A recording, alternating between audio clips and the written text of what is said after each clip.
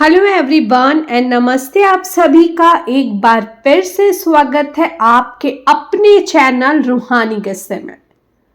तो कैसे हैं आप सब? आशा करती हूँ आप सभी लोग अपने अपने जीवन में मस्त, खुश, स्वस्थ और व्यस्त होंगे। आज मैं आप सभी को एक कैमरे की कहानी सुनाने वाली हूँ। ये उन दिनों की बात है जब हमारे मोबाइल फोन्स में कैमरे का दौर शुरू नहीं हुआ था। उस जमाने में तस्वीरें सिर्फ कैमरे से खींची जाती थी और हर एक तस्वीर के पीछे एक याद छुपी होती थी। क्या हसीन वक्त था ना वो।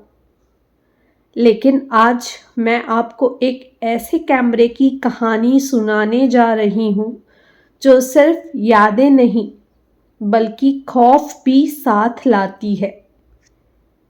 तो चलिए आज की कहानी शुरू करते हैं। लेकिन कहानी शुरू करने के पहले अगर आप लोगों को भी डरावनी किस्से कहानियां सुनना पसंद है तो प्लीज़ मेरे चैनल को सब्सक्राइब कर दें। सुनिए, मैं आपको एक कहानी सुनाने जा रही हूँ। ये कहानी है एक ऐसे कैमरे की जो दिखने में तो बिल्कुल साधारण था, नॉर्मल कैमरा जैसा होता है, लेकिन जो भी उससे तस्वीर खींचता उसे मौत का बुलावा मिल जाता। आप यकीन करें या ना करें, पर जो हुआ वो सच था। तो ये जो बात है वो है दिल्ली की। दिल्ली की पुरानी गलियों में एक कबाड़ी की दुकान थी। उस दुकान का मालिक था रामू। रामू को कबाड़ इकट्ठा करना और उसे बेचने में बहुत मजा आता था। एक दिन उसके हाथ एक पुराना कैमरा लगा। कैमरा बड़ा ही अजीब था, ऊपर से धूल और जंग से भरा, लेकिन अंदर से एकदम ठीक। रामू ने सोचा इसे साफ करके मैं बेच दूंगा, पुराने सामान के अच्छे दाम मिलते हैं। और रामू वैसा ही करता है। रामू ने कैमरे को अच्छे से साफ किया और उसकी फ़ोटो खींचने की कैपेसिटी चेक करने लगा। उसने वो चेक करने के लिए कि कैमरे में फ़ोटो कैसे आती है, उसके दुकान में काम करता था एक एम्प्लॉय, उसका नाम था मोहन। उसने मोहन की तस्वीर लेना चालू करा। तस्वीर खींचने के बाद जो हुआ वो चौंकाने वाला था। फ़ोटो में मोहन था, लेकिन फ़ोटो में वो कबाड़ की दुकान नहीं थी, बल्कि एक रेलवे ट्रैक पर खड़ा हुआ मोहन दिखाई दे रहा था। और मोहन के पीछे आती एक तेजी से ट्रेन दिखाई दे रही थी। रामू को ये सब बड़ा अजीब लगा। उसने सोचा कि शायद कैमरा खराब है। उसने मोहन को फ़ोटो दिखाई। मोहन हंस पड़ा और बोला, रामू सेठ, कैमरा तो सही कर लो, ये तो फालतू की तस्वीरें खींच रहा है। मोहन ने ये सब चीज़ें मजाक में समझी और टाल दी और अपने काम में लग गया।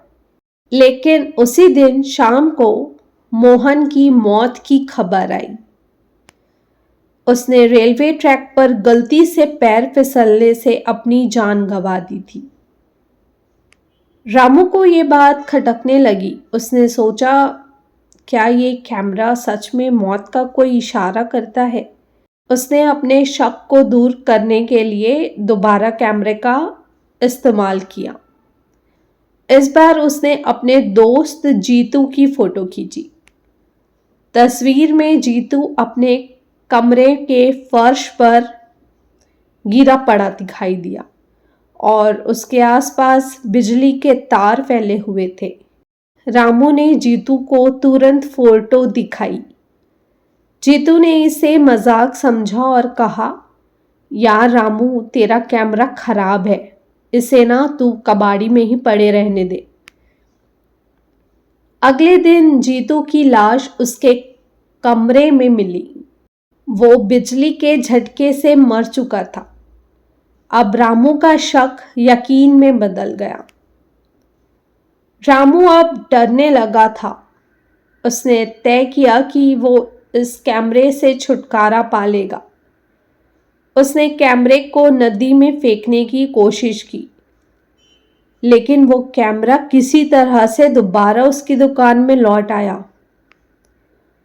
अब रामू की हालत खराब हो गई। वो समझ नहीं पा रहा था कि इससे कैसे छुटकारा मिले। रामू ने अपने एक ग्राहक शंकर को कैमरा बेच दिया। शंकर फोटोग्राफी का शौकीन था। उसने कैमरे से अपने परिवार की फोटो खींची, लेकिन जब तस्वीर देखी तो उसमें सब लोग डरे हुए और भागते हुए दिखे, जैसे कोई उनका पीछा कर रहा हो।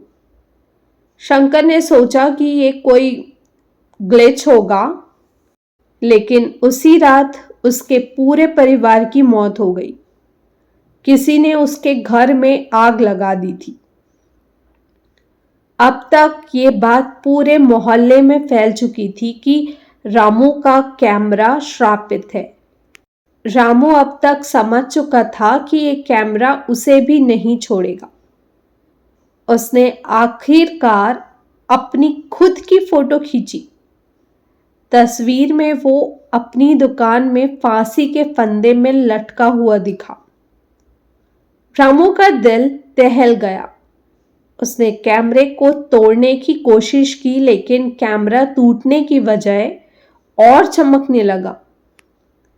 अगली सुबह रामू की लाश उसी की दुकान में लटकी हुई मिली और वो कैमरा गायब हो चुका था।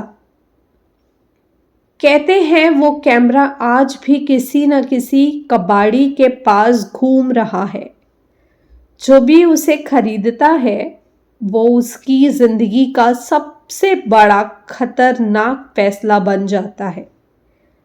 अब सवाल ये है, अगर कभी आपके सामने कोई पुराना कैमरा आए तो आप क्या करेंगे? क्या आप उससे तस्वीर खिंचवाने की हिम्मत करेंगे? सोचिएगा जरूर। तो दोस्तों, आज की श्रापित कैमरे की कहानी यहीं तक थी। अगर आप लोगों को कहानी थोड़ी सी भी अच्छी लगी हो तो इस कहानी को एक लाइक और मेरे चैनल को सब्सक्राइब करना मत भूलिएगा। और मुझे कमेंट करिए और बताइए कि क्या आपके पास भी कोई हॉरर डरावनी किस्से हैं। अगर हाँ, तो आप सभी लोग मुझसे इंस्टाग्राम के थ्रू कनेक्ट कर सकते हैं। मेरे इंस्टाग्राम के पेज का लिंक मेरे यूट्यूब चैनल के डिस्क्रिप्शन में मेंशन है और मैंने कमेंट बॉक्स में भी पिन कर दिया है। हो सकता है शायद मेरी आगे आने वाली कहानी आपकी ही कहानी हो। तो चलिए, आप लोगों से कल फिर से मिलती हूँ एक और किस्से के साथ, एक और कहानी लेके। तब तक के लिए bye bye, take care and thank you for watching.